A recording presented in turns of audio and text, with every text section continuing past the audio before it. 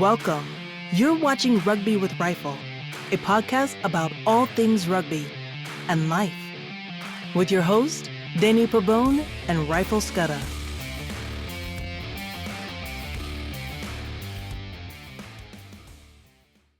Sport has the power to change the world. It has the power to inspire.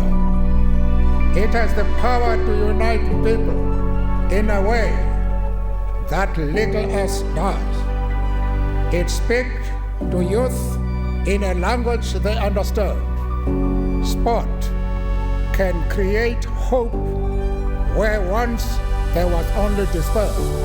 And it is absolutely essential for the leaders of the community and the world to create an atmosphere where those good men and women can show their maximum abilities in trying to resolve problems in a peaceful manner. Welcome to Rugby with Rifle, a podcast about all things rugby and life. As always, I'm joined here by my friend Rifle. Rifle, how are you doing, sir?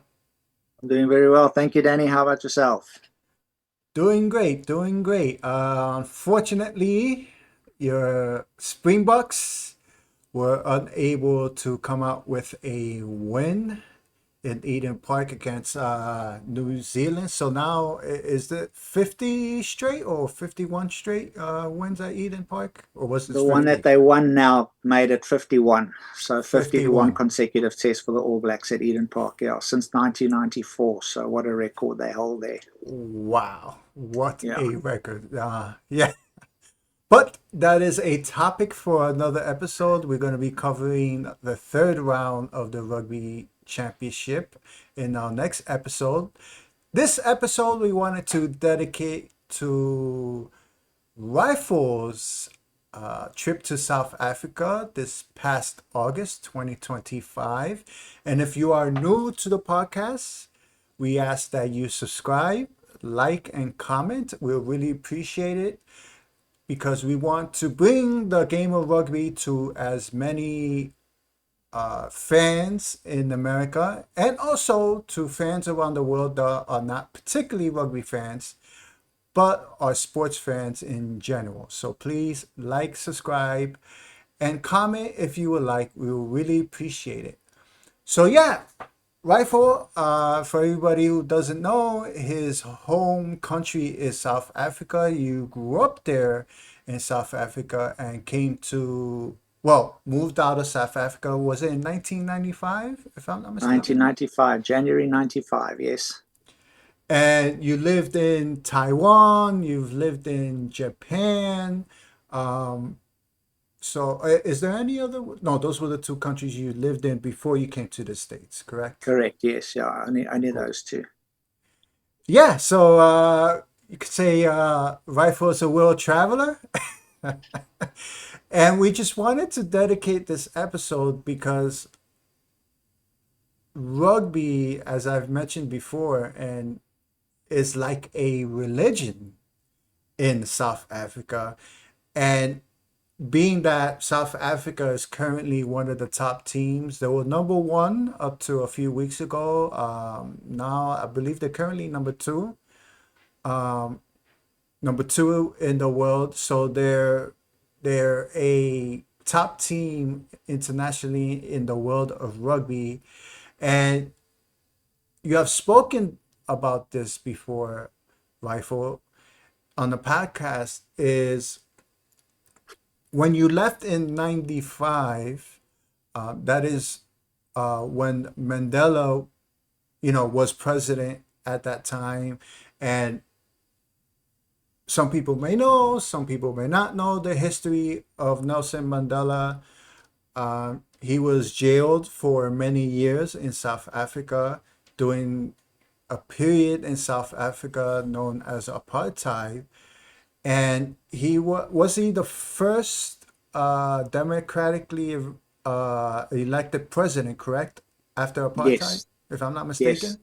Correct, yes. So Nelson Mandela is a huge political figure, not only in South Africa, but in the world, internationally.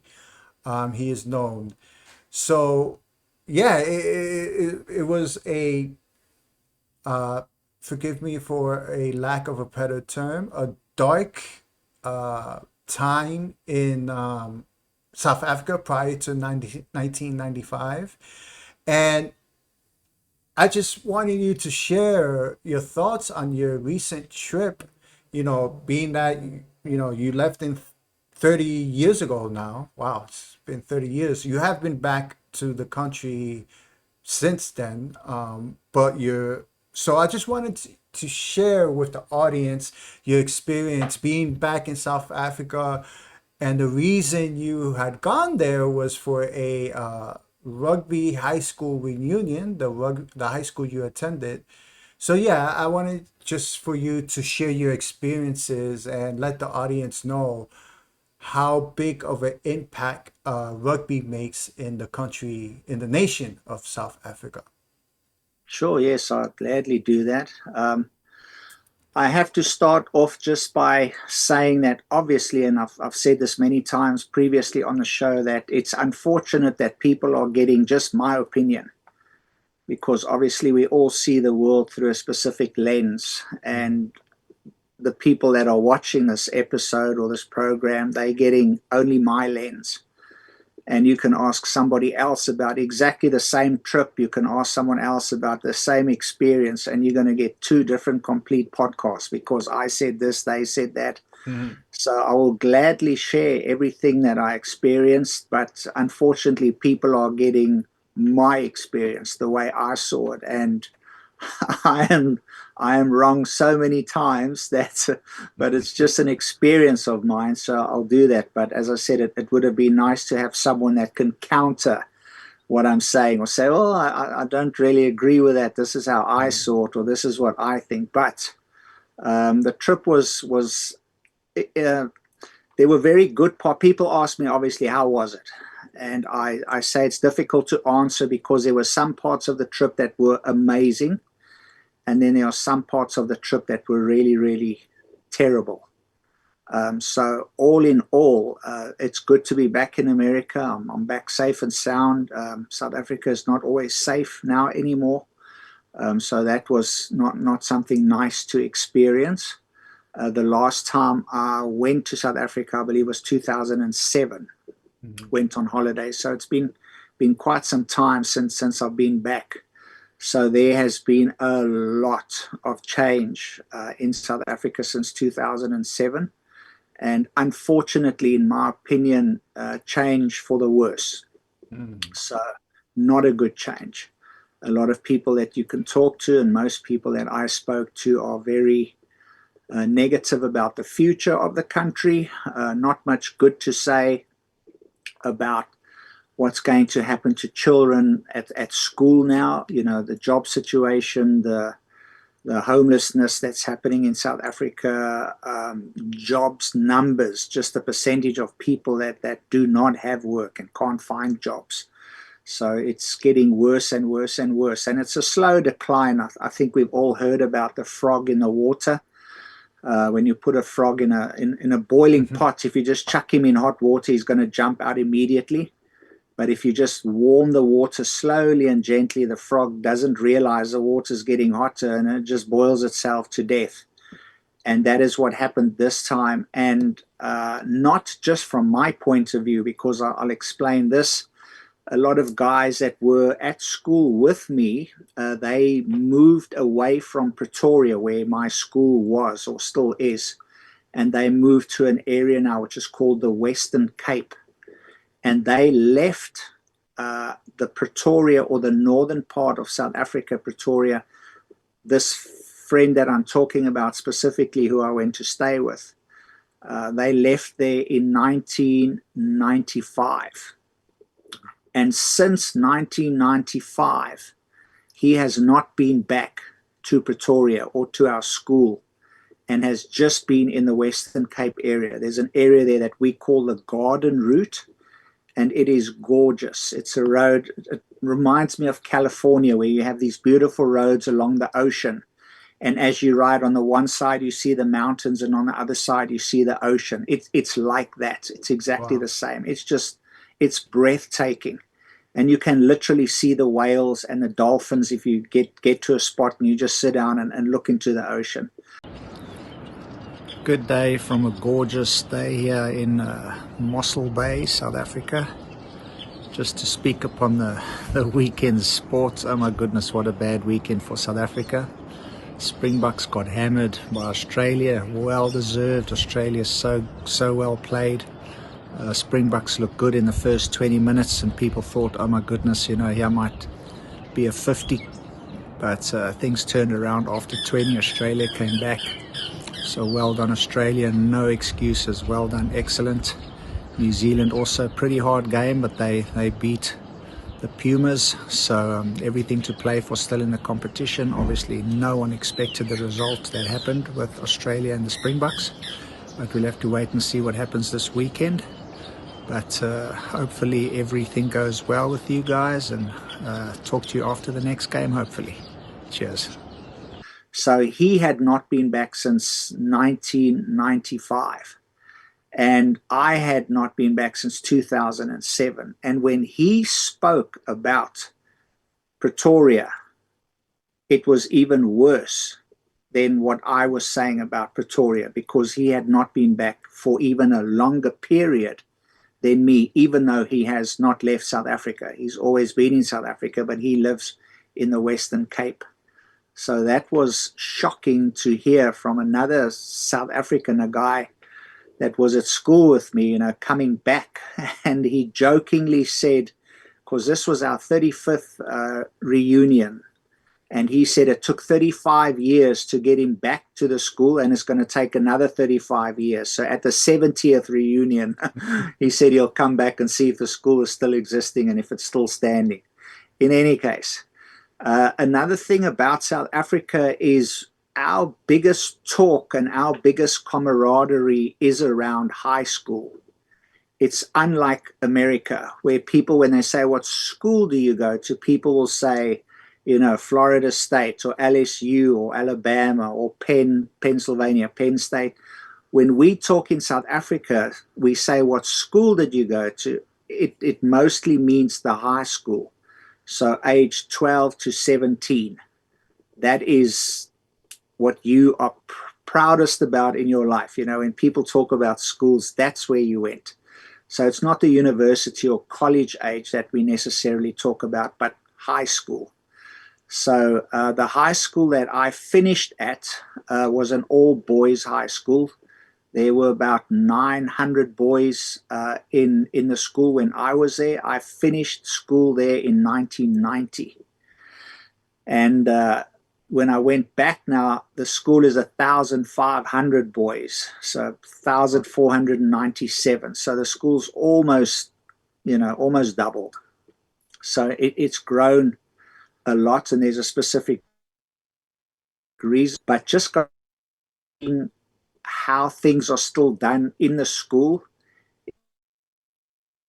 is just, and in South Africa, what I do remember is, depending on the season or what month you land, when you come over and you fly over Jan Smuts, which is not called Jan Smuts anymore, they've changed the names of a lot of the old apartheid era names, so it's now called Oliver Tambo Airport.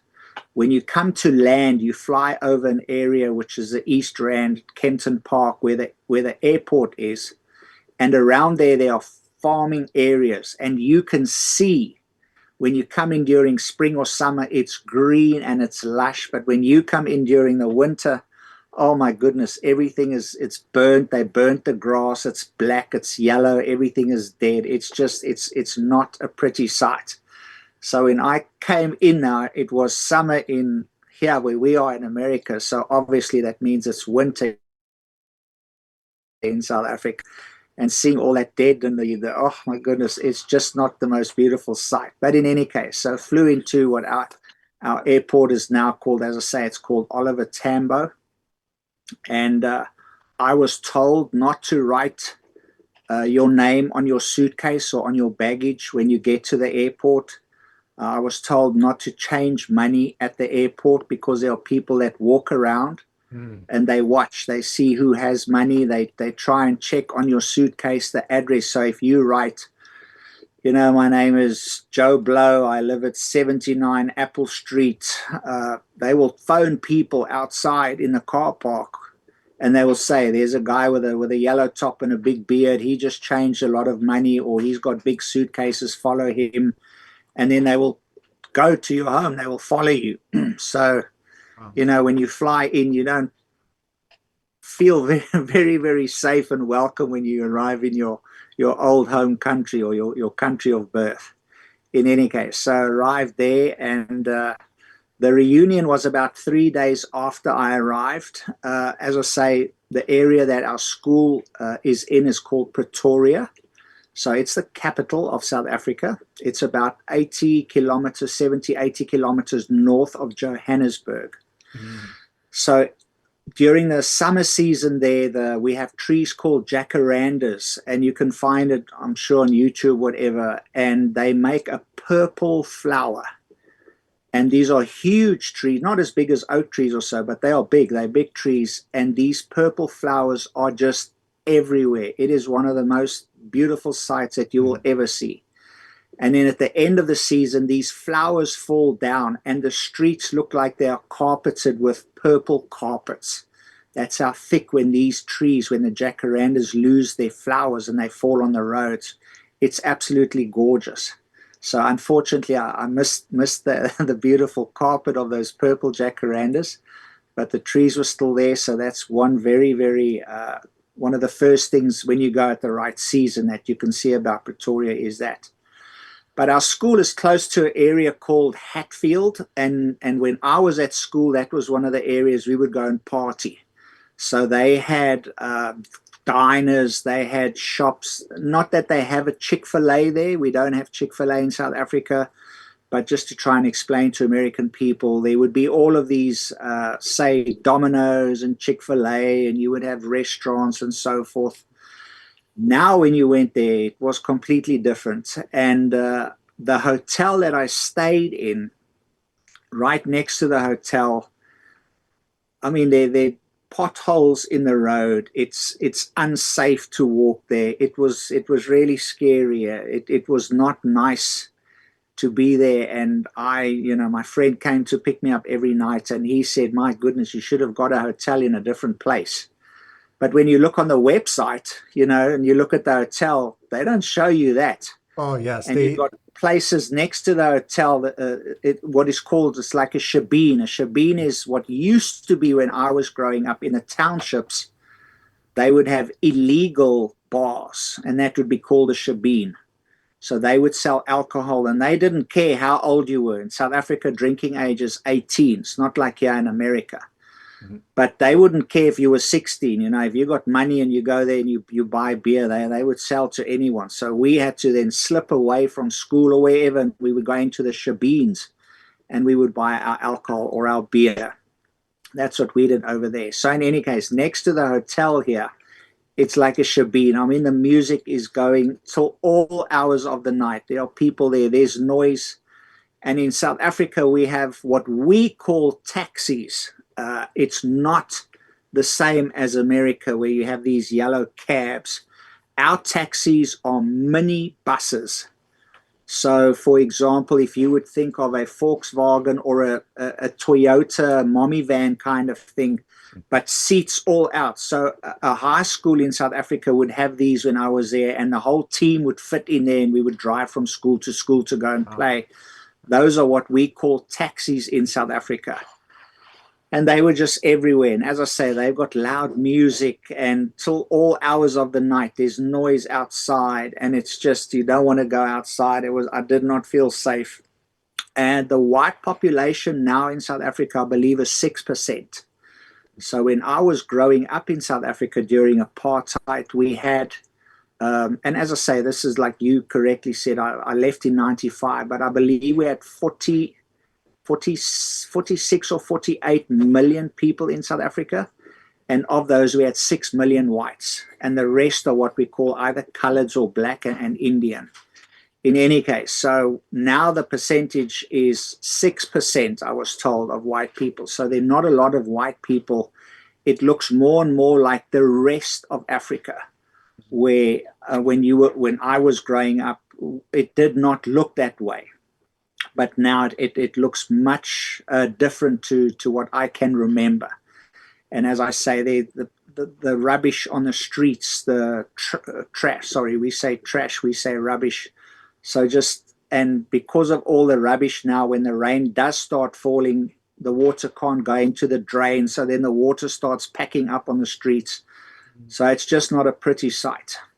However, when I went to the school also is completely different, even when you come to the school now, the way it looks. Because if you go and look at a picture of the school when I was there were no electric fences, there were no gates, there were no walls. You could just walk onto the street from the road. Not anymore. All around the school there are gates, there are walls built there. There's a little guard house that someone sits in when you come in. You got to tell them why you're going in there, why are you coming to the school, what is your purpose for the visit, and so on and so forth. So, you know, when you got there, you're dealing with this. And that was one of the biggest things that I can remember coming to America for the first time, was two things that absolutely blew me away. The first thing in America is having the American flag everywhere. I mean, you can drive down what we call Broad Street here, and there the Toyota dealer and they got flags as big as a house. Every single home had a flag stuck in, you know, by the door. And the American flag was everywhere. And the patriotism of being American and seeing that was so wonderful to see and experience that. That was the first thing that struck not just me, my whole family, when we came here, was to see, wow, these people are truly proud of the flag, and the flag is absolutely everywhere. That was great. And the second thing was, there are no fences from home to home, from neighbor to neighbor. There's not a fence. You can literally kick your rugby ball from your house to the neighbor's house, and you don't have to kick it over a fence. There is no fence. And it may sound strange that I, reiterate that and say it, but in South Africa, between you and the road, between you and your neighbor, you have a 10, 12-foot wall. On top of the wall, you got a 4 or 5-foot electric fence, and on top of that, you got razor barbed wire, so nobody can come in. And when we came here, it's, my goodness, there's no fences. You can just walk. And that was the other thing. So those were the two things. That was just a picture of a normal wall in South Africa. There you go. 12-foot fence, 10-foot fence, and you got solar for when electricity doesn't go on.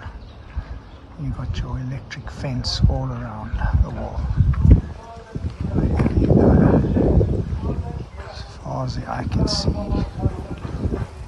Also the electricity all around you to keep you safe. But now when I got back to my school, there was the fence, there was the razor wire, there was everything keeping, this side of the people out and those side of the people in. We had a tradition at school when I was there on this very same weekend where we played the other all-boys school. I went to an Afrikaans school. So the Dutch settlers who became the Boers, we speak Afrikaans. And just across the street, we have a school, and also just like us, all boys, but they speak English. So you have the English boys school versus the Afrikaans boys school.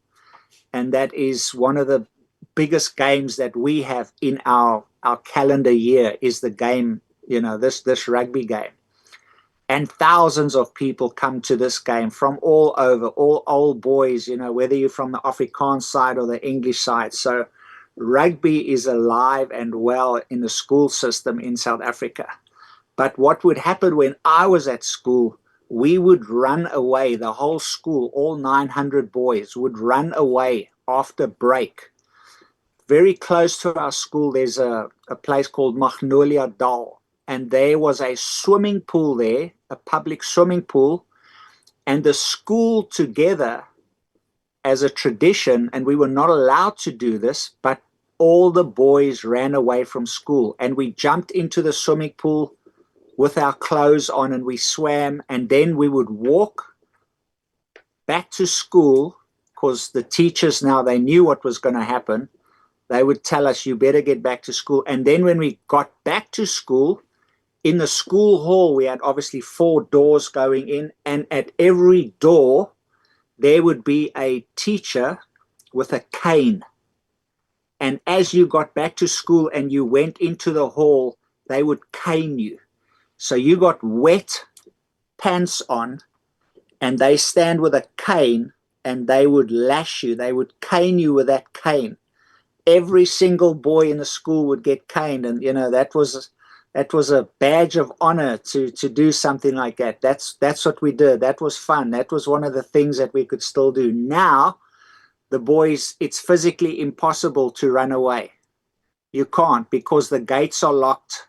You can't. There's only one gate you can, get out now from the front. The place we used to get out is completely, it's built in. You can't get in and out of the school there. So that was sad to see. In any case, but on the inside of the 4 walls of that school, Danny, I can't explain to you how different it is from the outside of those 4 walls. And everything works. There was not a piece of paper on the grass. The grass was cut. The bathrooms had water. They smelled nice. It was just immaculate. And that's the sad thing, that the school takes care of itself. But as soon as you go outside of the school into South Africa, I know it is South Africa. I don't know if I'm explaining this correctly, but it's as if it's its own little world. And you've got these 1,500 boys and 200 staff members who work, and some of them live on the premises. And you've got 1,700 people are looking after this piece of land, so to speak, and they just make it work. So if something breaks, the government doesn't give money anymore. So everything that breaks has to be fixed by the school. So school money doesn't come from the government. It's a public school. But money doesn't come from the government. And unfortunately, and this is God's honest truth, my school is the only Afrikaans all-boys school in the world. And the government is trying everything they possibly can do to close the school down, because they don't want an all-boys Afrikaans. They don't mind English, because Afrikaans is still from the apartheid era. That was the language of the oppressor. So they are trying with every single thing that they can. There are new laws that are put in place. And that's why I said the school has grown. Because what's happening now is, if we can keep the school filled with boys who speak all Afrikaans, and the education, everything is done in Afrikaans, then the school can stay an Afrikaans school. But if there is one seat open that can be filled by someone else, which is not Afrikaans, they're going to put a person in there, and now it's not an Afrikaans school anymore. Now you can change it being the only Afrikaans school that there is to, okay, now it's dual medium. And as soon as that happens, our whole history, our culture, everything is gone. So the school and the parents have to pay for things that break. So while we were there at this reunion, they had an auction, and they do this often, and they auction different things off. And then they take that money and they put, for example, solar panels on, because South Africa is running out of electricity. They have what we call blackouts, because the electricity doesn't work anymore the way it should.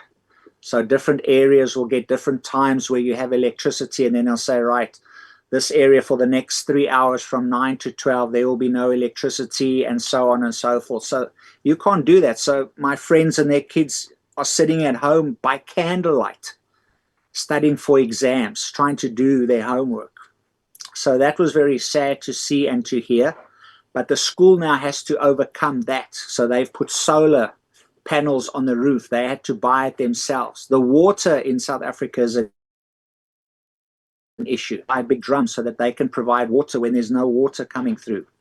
So the boarding school, and when I say boarding school in South Africa, boarding school is very different than what you say here in America. I remember when I said, I went to boarding school, people were like, oh, you one of those. And I couldn't understand until someone explained to me a boarding school here is normally a private school that's very posh and very lawny and very expensive. And only a certain elite group goes to boarding school. Not in South Africa. Boarding school, the only reason you go to boarding school is because your house is too far from the school. So your parents can't drive every day to pick you up from sports and then go all the way home and tomorrow bring you back. So you just stay in boarding school, but it's a public school. So the boarding schools are growing. More boys are in the boarding school, but they have to have electricity. They have to have water because they live on premises. They have to do their homework. They have to study. They have to shower. They have to drink the water. So now the school itself and the governing body and the parents and the old boys, they are now providing services to help the school maintain everything by themselves because the government is not doing what the government is supposed to do for a public school. There's just no more money from the government to put into schools, especially us being an Afrikaans school that just aids in the difficulty of the situation. But in any case, so once you walk into these walls, everything works. And the discipline in the school it's very, very, very serious. So the boys, all their hair, you're not allowed to have long hair. Your hair, 2 fingers from your eyebrow, 2 fingers from your collar at the back, almost like military. When I explained that to people, they said, my goodness, that's worse than our military schools here, which it probably is. But when you walk there and when you walk past a school child, they stand up and they greet you. They stand up, and the English school have what we call bowlers. They have the old hats and they take off their hats and they say good morning. Now in Afrikaans, an uncle is called oom.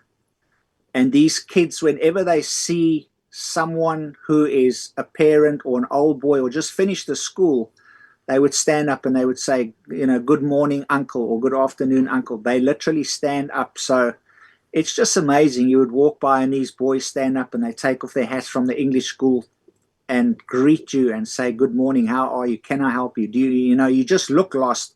And they will say, how can we help you? What are you looking for? And if you say, I'm looking for the bathroom, they will say, let me show you where it is. And they will walk you to the bathroom, not say, okay, over there, turn left at the 3rd tree or whatever. They will say, let me show you, sir, walk with me. And they will take you to the bathroom. And it was just so amazing to see that. And all the school clothes that they wear, there's not one shirt hanging out. There's not one pair of socks that are down on their shoes. All the socks are up. It was just amazing to see. So in that sense, nothing has changed since 1990 when I matriculated. My last year at that school was 1990, and we had the same. We got caned when your hair was too long. They're not allowed to cane anymore. So there's no corporal punishment anymore. So discipline is done some other way. But the fact that everyone's school clothes are immaculate, everyone's language, everyone stands up when someone elder than them walks past, the respect, the honor, the discipline, that was still there. And that was so good to see. So the heartbreaking part of that is what happens to these 900 boys when they finish what we call standard 6. And I think that's even changed now. They also call it grades in South Africa. When I went to school, when you were 12 years old or 13, you went to standard 6. So that would be grade 8. And then you would finish at grade 12. But we had standard 10, which was called matric. So from standard 6 to matric, you were at the school, and then you would go to university or the army, the police, wherever you wanted to go. But my question to a lot of my friends was, because some of them have boys at that very same school right now. And my question is, is there a future for your children in South Africa the way things are and what is happening? So that was very sad. But now the actual thing that we were there for, the rugby, oh my goodness, it was just amazing. So we had a dinner on Thursday night. So that was anyone from any year could come, and we had tables at the school hall. So I saw friends there that I had not seen since 1990. So it was very, very interesting to see, obviously, and you've been to reunions and you know how it is, what people look like, have they become bigger? Are they fat? What jobs do they do? How's life going? Are you married? How many kids do you have? All of that. But some guys that I haven't seen from 1990. But we are in contact with one another. We have a WhatsApp group, and every day, we chat, and but we physically do not, have contact, but on WhatsApp. That's the only contact we have. So that was the dinner on Thursday night. And then Friday, they took us through a tour of the school to show us how the school has changed and new buildings that they built and new dorms or new boarding schools so that more boys can live on the premises, so that we can keep the numbers full, so that the school is full of boys that want to be fully Afrikaans educated. And obviously, the biggest thing that is different now is when I went to school, no blacks allowed. Black people had their own school and the whites had their own school. And that's not the case anymore. So you have blacks that are now in my Afrikaans all-boys school, which was absolutely unheard of. So, I mean, the percentage is tiny, but the fact that there are black people, because the black people don't, for the most part, speak Afrikaans as their mother tongue. We have 11 official languages in South Africa. And English is one, Afrikaans is one. Those are the two languages spoken by white people. And the rest are all African languages. So you have Zulu, Tswana, different Xhosa languages. But there are black boys at Affis now who are studying in the mother tongue of Afrikaans, which is just, it's amazing. It's wonderful to see. So our first team actually had 2 black guys playing. I think maybe the one was a colored. And when I say colored, that's not derogative at all. In South Africa, we have a group of people who call themselves coloreds. And we had a colored who played fly half, and we had a black guy on the wing. So that was another thing that has changed a lot since I was at school. It was all white. And now you got different races, playing for the same team, going to the same school, yet everything in Afrikaans. But the rugby was wonderful to see. So the Friday, they took us on a tour of the school, and they show us how the school has expanded. And then Friday night, we had a braai. Now, to the people who don't, would be in America, you would call it a barbecue. Sorry. But it's not a barbecue. It's a braai. A braai is where you take wood and you start the fire, and you've been at my house, you've had a braai, so you can tell people what it's like. It's done with wood. So you put big pieces of wood on the fire, and now you stand or sit around the fire and you talk, and it's a whole social thing. And while the wood is burning, it's now obviously making coals, and then after an hour or 2 hours, when the coals are ready, now you only put the meat on. There are all the fires to braai. Obviously one not enough, so all in a line here, fire after fire. People getting ready up for the rugby, schoolboy rugby. So another hour or so before the game starts, and the fires are getting ready. They're going to put the meat on now. So it's all good. And now you start braaiing the meat. So it's not like in America, turn on the gas, throw the meat on and go in. It's a whole experience. And I took some videos of all the braais that we had, and you can see that, where guys are standing around with their meat on the fire talking. So it's a whole cultural thing. But then Friday night we had a braai at the school. I braaied, I don't know, I think I send you some pictures every single night. And the people in the northern part of South Africa, so Pretoria, Johannesburg, they braai like every day. I mean, it's something that every single day we do. So I had so many braais. It was wonderful. It was so good again to just experience that culture, that part of South African culture. But we had a braai on the Friday night, and then the Saturday was the rugby game. The Afrikaans school against the English school. And now we've discussed it on here before. You and I have discussed it a little bit. The Boer War, the English coming to South Africa, coming to colonize South Africa, and putting the Afrikaners into concentration camps and all of that. So the hatred between the English and the Afrikaans, and what happened between the colonization when England came over here and what they did to the Boers. So this is like a war between the Afrikaans side and the English side. Obviously, we are good friends now, and we play for the same team when we play for our district and our areas. But on this day, man, it's like all out. It's to explain something that you would know, it would be like New Zealand playing the Springboks. On the field, you absolutely give it your everything. You try your best to absolutely just win the game. But after the game, best of friends, respect and honor, nothing but love for the other team. But on this day, and as I say, there's not a space, there's not one seat open. I mean, those fields are packed. And from the morning, you have, your first level. It's also changed now. So when you go to school, the lowest or the youngest guys are under 14. And then you have under 14, 15, 16. Then you have your 11th team, 10, 9. These are the older boys. So they're not junior level anymore. They're now senior level. And then you have the first team that play one another. But there are thousands of people, 20,000 people at this game. And we call it a derby. This isn't even the biggest derby. In the Cape, there's another one between two Cape schools, which is the biggest in South Africa, which is just phenomenal. It's way bigger than the one that we have. But I mean, it's such a wonderful atmosphere. And the two boys' schools sing, songs, and we got war cries, and we got bands that play, and it's just energetic all the way through. And there's singing and there's rugby. It's just a wonderful atmosphere. It's absolutely just something to behold. I can't explain to you what it's like. You have to be there. I took videos and brought back and showed my son, and I said, I wish you could just be at that game just to feel the energy and see how excited the boys are for this.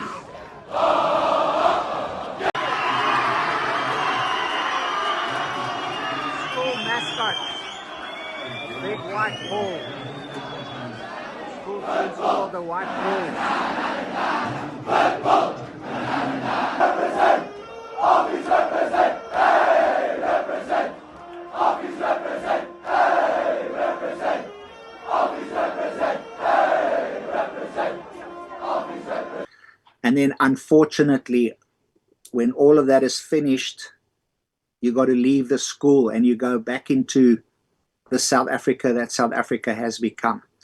And I kid you not, as we were leaving, because after the game, there's another braai. So the game finishes maybe at 3 or 4 in the afternoon, and then there's a place where you can braai there on the school grounds.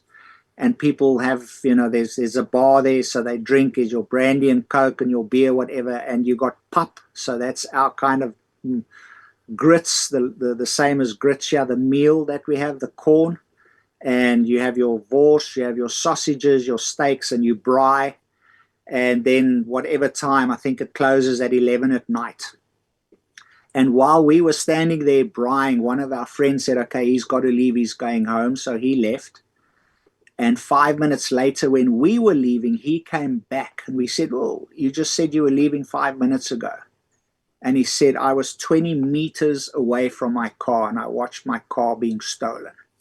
So I'm coming back I can phone. He said, I can't even phone the police. They're not going to do anything. So his car's gone. So that's the reality of inside the school walls and outside the school walls in South Africa that I experienced. So as I say, people say, how was it? The rugby, the energy, the festivities, all of that. I mean, it's such a high. and then you got to leave, and then you go into what's happening outside of the school. That was very sad. So I have rambled now for, I don't know, maybe 30 minutes. I don't know how long that was. Do you have any questions or anything about that, or comments or something? No, no, it just goes to show, and you know, for those who do not know Rifle and who are new to the podcast, Rifle became an American citizen a couple years ago. It's been now 2023, Yes, if I'm not yes, mistaken. during COVID. Okay, so yeah, so you're a newly minted U.S. citizen. Uh, so yeah, and you've mentioned to me many times uh, how fortunate you are and how blessed you are to be an American citizen. And I say that because uh, something that I've mentioned before is, unfortunately, the majority of Americans have never traveled out of the United States. Uh, and there's different reasons. One reason is because the United States is so huge, and the United States has so many cultures, so many places to see. For example, if you want to go to a tropical place, you just go down to Florida or you go to Southern California. If you want to ski or do winter sports, you go to Colorado or Colorado or Utah to go do some winter stuff. So, and there's many other area sections of the country that's so beautiful. So, in many cases, Americans, majority of us, obviously not all of us, but the majority of us, me included, feel that there's no need to travel outside of the United States. And that's not because, we hate the world or anything like that. It's just more convenient. You don't have to deal with passports. You have to deal with exchanging money. So why why travel out of the United States when there's so many places to visit here? But the thing, and again, me included, I'm including myself into this conversation, is when you don't travel outside the United States, you don't see what a blessing it is to live in the United States. And don't get me wrong, the United States has its problems, like any other country. Unfortunate, we have a homeless situation in certain cities. We have violence as well in certain areas and cities. And we have problems, geopolitical problems, like any other country. So don't get me wrong, I'm not saying America is perfect. But, somebody like you who comes from a country that has many problems, unfortunately, and you can't walk 100 feet outside of your property without feeling in danger, which is very unfortunately in many areas of the United States. For in most areas in the United States, that's not the case, and there's reasons for that we won't get into. We won't go down that road, but there's reasons for that. And sometimes, again, this from my perspective, in my opinion, uh, Americans tend to complain about little petty things that in the end doesn't really matter. And, for Americans who have traveled outside the United States and have gone to areas of the world, like you have mentioned, in South Africa, situation in South Africa, you know, South Africa is not the only country that's going through that. There's many areas and countries in the world that are in the same situation as South Africa. So I just appreciate your perspective on everything, and again, you saying that America with all its problems, with all its political things that have been going on over the past few years, and you know what I'm talking about. You know, even with all that, you'll pick America 100 times out of 100 over your home country. And it's unfortunate that situation, because I'm sure, Rifle, if South Africa was at the level of the United States, where there's relatively it's safe, there's jobs, the government supports its schools and roads, and it does its best to protect the citizens of South Africa. If that was the case, I'm very confident you'll be living in South Africa right now, because it's such a beautiful country. But unfortunately, that's not the case.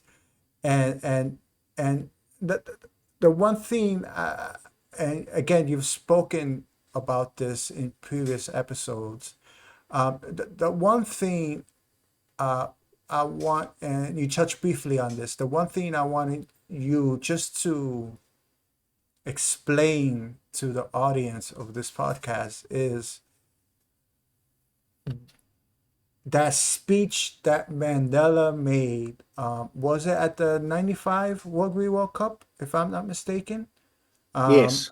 Where he mentions, the children playing all together. If you could just touch upon that part of history and why rugby is such a staple in the country of South Africa. Yeah, that speech was actually not at the 95 World Cup, but it was when he came out, and that's the documentary that we've spoken about on this program so many times, Chasing the Sun. So it was by their solidarity, that our ideas could not be silenced, since they were the ideas of humanity. I am the product of Africa and her long cherished dream of a rebirth that can now be realized, so that all of her children may play in the sun. Has been described as the toughest at this year's Rugby World Cup, and for good reason. When you go in as hard as you can go in. The energy that you have, that hunger that you have, the desire that you have, that you want to someone up. We're not going to do it anymore. That's lying to South Africa. Even if you're down by how many points, the refusal to be defeated is not an option in this team. Down by Cheslin Colby. You guys are preempting what they're going to do. That's why it doesn't work.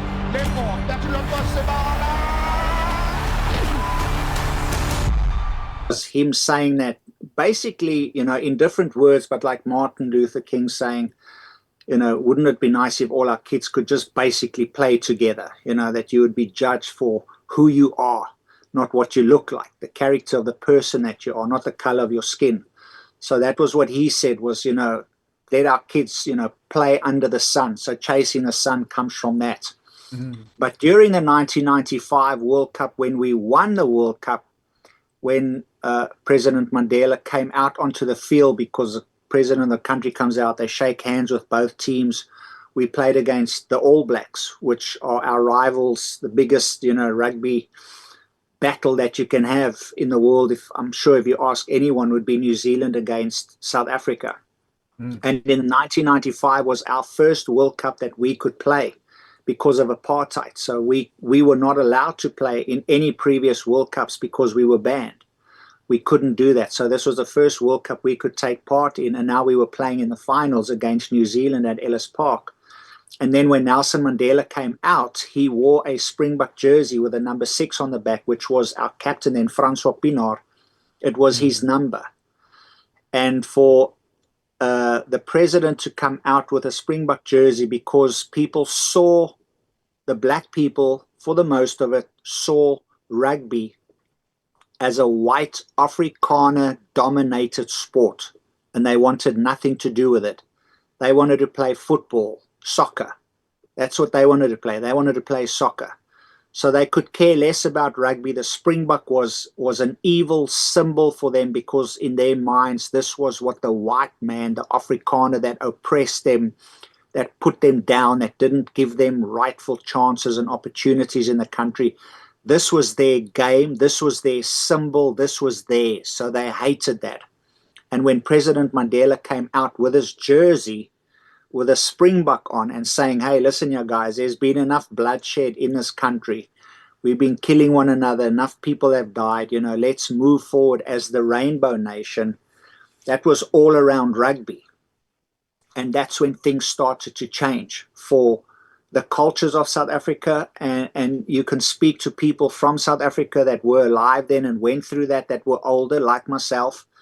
And they'll be able to tell you just the country, how it changed after that, what sport, what rugby did for the nation, for different cultures, different people coming together to say, let's try and bury the hatchet. Let's try and move forward. Our past has been awful, but let's see if we can make a new start with everyone, giving everyone a chance, and take this nation with all its beauty, with the best weather in the world, with the resources that we have, with the people that we have, and let's move forward and let's become the Rainbow Nation and do well for South Africa.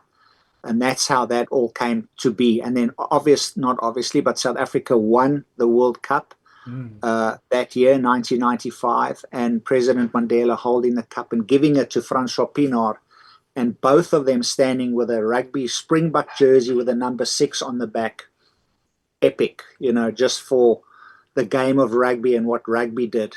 And we had, in that year, we had our winger, who was a colored guy, who was just absolutely brilliant. And, we had previously, actually during apartheid, we had a guy called Errol Tobias, who was not white, who played for the Springboks.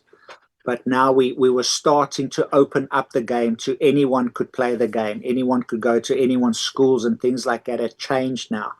So even in the 1995, World Cup, we had one wing who played for us, who was brilliant. And that started opening the doors for people of color, for the blacks and the Indians and the coloreds to come and play, and to be able today to have, where we have Sia Kolisi, who, funny enough, wears the number 6 jersey as well, being the captain of the team, from someone who you can go and watch his story, on YouTube and so on, who just, it's an amazing story. So that's that part of Nelson Mandela and the Springbok symbol of what it meant. And now everyone, not everyone, but most people in South Africa enjoy. And that's why I say, even if you watch the program where Rassie says to the guys in the change room, he says, you are the only thing that works in South Africa is the rugby. So it's literally, people are, there's hunger, there's no, it's bad in certain areas. It's really, really bad. But man, I'm telling you, Saturday when the Springboks play for that hour, for those 2 hours, it's like, just forget about all our problems. And we can watch the Springboks and they do well and they lift up the nation and so on. So that's what rugby does for the country. And still to this day, as I say, when I was there, and I went there when Australia were playing against South Africa, and people in the streets, the news, everyone is talking about the rugby, and we're playing against Australia, and can we do it? And so rugby is just, it's an amazing game, it's an amazing sport, but for South Africa, I think it means a little bit more than what it does to other nations. And that's special. That's what makes the game so much more special for South Africans, in my humble opinion. Yes. And that's just the power of sport in general. In sports, you have, in many situations, it doesn't matter what sport it is, you have two countries that politically are against each other, politically. But when it comes to sports, those two teams come together, they play each other, and may the best team win. And all the politics, all the problems are put aside. Okay, we're here to play a game. And for the most part, athletes, I would imagine athletes respecting each other, saying, hey, we're here to play a sport, we're professionals, let's do our best and may the best team win. And that's the beautiful thing about sports, is doesn't matter what's happening between the two countries, you come together to play a sport. And that's just beautiful to see. So the one last thing I wanted you to share before we end this episode, and again, thank you for sharing your experiences on Oh, no, you're with your welcome. trip, is you actually during that dinner, if I'm not mistaken, that you had mentioned before, you actually met two former uh, two former Springboks at the dinner, and you were able to take a picture with them. And I just wanted you just to talk about the two players you were able to meet, two former Springboks you were able to talk to and meet and take a picture with at that dinner. Sure, yeah, I'll gladly do that. The school that I finished at is known for its rugby and have produced a couple of Springboks in the past. Mm-hmm. And currently in the Springbok team now, RG Snyman. He went to my school. A funny story, the British and Irish Lions prop who plays for Scotland, Pierre Skuman, he was also at my school and he played in the same team as RG Snyman, first team for the school. Wow. So one guy's playing for Scotland and the British and Irish Lions, and the other one's playing for the Springboks. But at school, they were in the same school and played in the same team. So RG couldn't be there. Obviously, they were busy preparing for the competition. But yeah, I ran into Fourie Priya and Grant Esterhuizen, both of them Springboks. Fourie Priya, World Cup winner. Eddie Jones says he is the best rugby player in the world he's ever played with, ever coached. Just the rugby brain and everything that he can do on the field is just amazing. But Danny, I can't tell you how humble these guys are. Grant was with me in boarding school, so he's a couple of years younger than I am, but we were together at boarding school. We were at school at the very same time, played rugby on the same field. So Fourie is a little bit younger. But when we were there and I saw Grant, I wanted to take a picture with him. And when I was at school, we still had serious, what we call in South Africa, it would be initiation. We say initiation. In America, you say hazing. Mm-hmm. So Yes. there was serious hazing going on, even though it was not allowed, but it was definitely happening.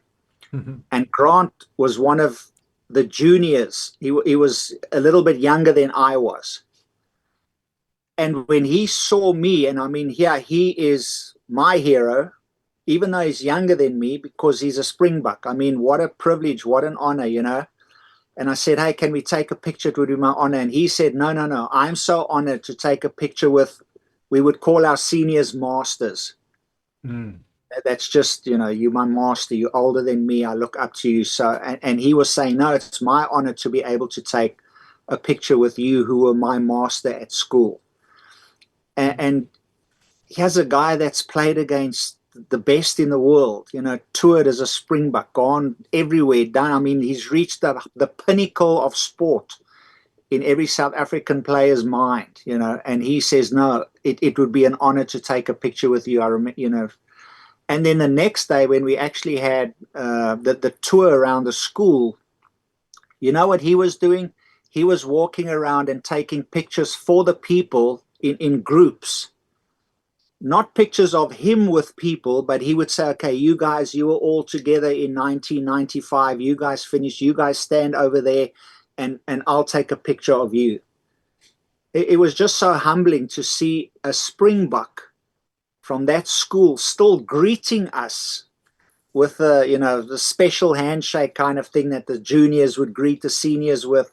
And here's the Springbok walking around and still greeting us the way that we would have the juniors greet the seniors and bowing to us, because we were the senior. And it's Fourie Priya the same, can I take a picture with you? Here's a guy that he's done everything in rugby that you can do. He's won super competitions, a super rugby. He's won the Currie Cup, player of the year more than once, World Cup winner, And he's, yeah, sure, come stand here, take a picture, chatted with me. His son is at school now. He plays rugby. You know, it was just so nice to see these guys, but just how humble they are, yet they have reached the pinnacle of any sport in the world. They've reached everything that you can accomplish. And they were just normal guys. They were naughty boys running around school, making trouble with us, you know, doing things that only boys do and shouldn't be doing, getting into mischief. That's who they were at this rugby reunion or the school reunion. That's who they were. They didn't come in Springbok blazers or, you know, they were just one of the guys. And that was really, really nice to see. So those are the two pictures that I took with two Springboks from my school that were in boarding school with me, that I, you know, stayed in the same house as them and all of that. So that was wonderful. Wow. So I'm sure it was just an amazing experience just to see them, be able to take a picture of them, being able to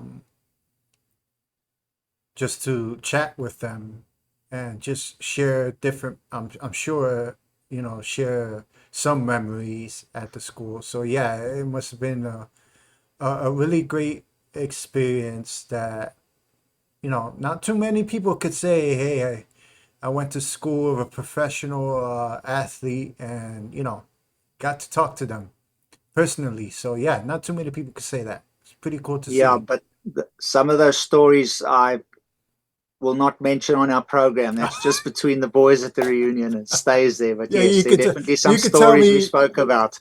You could tell me off camera. Yes, but those were good times indeed. Yeah, wow, amazing stuff. So again, thank you, Rifle, for sharing your experience, and I hope the audience could see what a big role rugby plays in the country of South Africa, and just to learn about, you know, like you had mentioned, the two different worlds, you know, the school being clean and pristine and well taken care of, but outside of the school property, it's not the same story.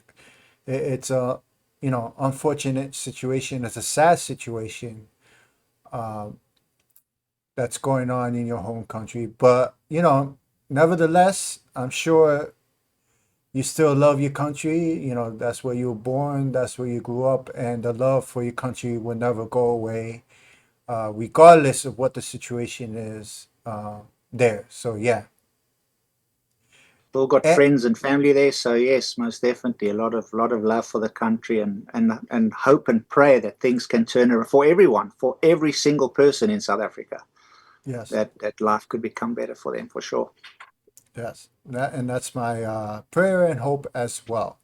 But the one last thing I wanted to mention before we end this episode is just when you sent me the pictures of the school, and then I started researching the school online, I started laughing. I was like, wait, so you're telling me Rifle went to the school that Harry Potter went to? I mean, it looked like the school from Harry Potter, the hallways, the staircases and everything. I was like, oh my God. I forget the school name in Harry Potter series. It's escaping my mind right now. But it has that look. I was like, wow. Yeah. So I had does. a little It's very the same English kind of, you know, the colonialism. There's a lot of that history.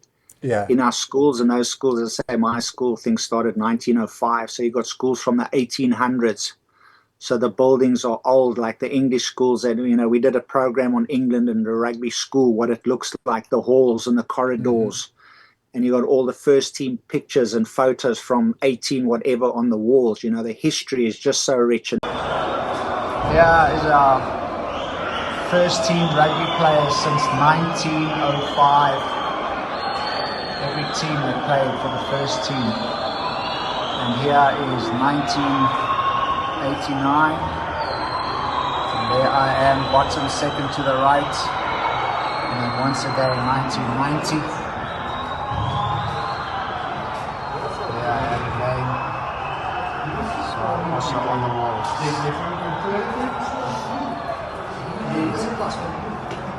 And that's why I say in South Africa, that's what we say. This is my school. And you can go back to the school and you can go to the walls if you played for the first team, and your picture will be there from that year. And it's just history and it's culture, and it's all good. So it does look like Harry Potter, yeah. So with that, everyone, I hope you enjoyed this episode. Rifle, thank you again for sharing your experiences. And I just wanted, the our podcast audience just to see what a great game rugby is, and the importance it is to the nation of South Africa, and just to see the current situation there in that nation as well. So I appreciate you sharing your experiences. I enjoyed listening to your experience, and hopefully maybe one day I will get to visit South Africa with you, of course, because I would never go there by myself. That'd be great, yeah.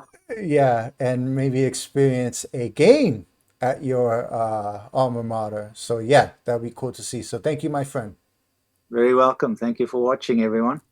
So with that, everyone, again, I hope you enjoy this episode, and we will see you next time. Take care, everyone. Cheers. Thank you for watching this episode of Rugby with Rifle. Remember to press the like button and subscribe to the channel if you haven't yet to support this podcast.